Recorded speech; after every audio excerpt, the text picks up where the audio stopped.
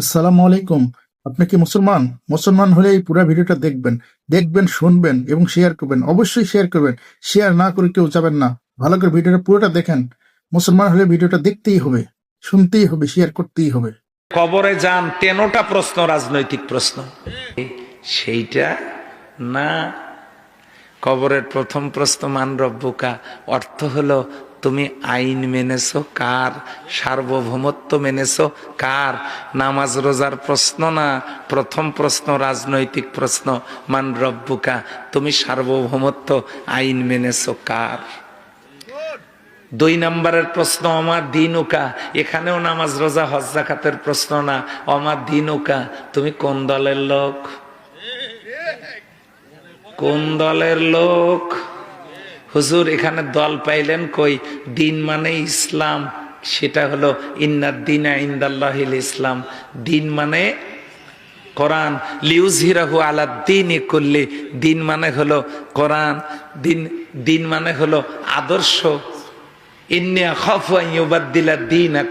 দিন মানে কমপ্লিট জীবন ব্যবস্থা।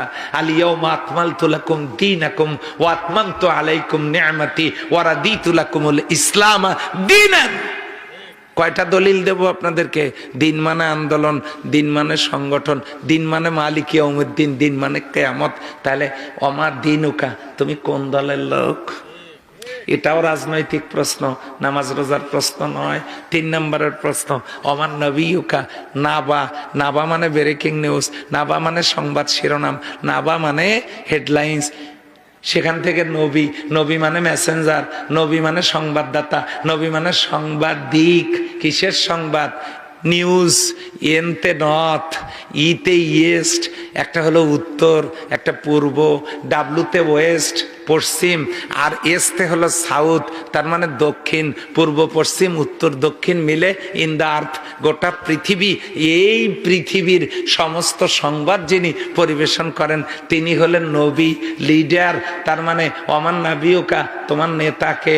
তুমি আইন মেনেছো, সার্বভৌমত্ব মেনেছো কার, দল করেছো কোনটা, তোমার দলের নেতাকে। শেষ প্রশ্নটাও নামাজ রোজা হজ যাকাতের প্রশ্ন নয়, এটাও রাজনৈতিক প্রশ্ন। 3টে রাজনৈতিক প্রশ্ন কবরে। আর এই লোক বলে হুজুর শেষ পর্যন্ত আপনিও রাজনীতি করেন,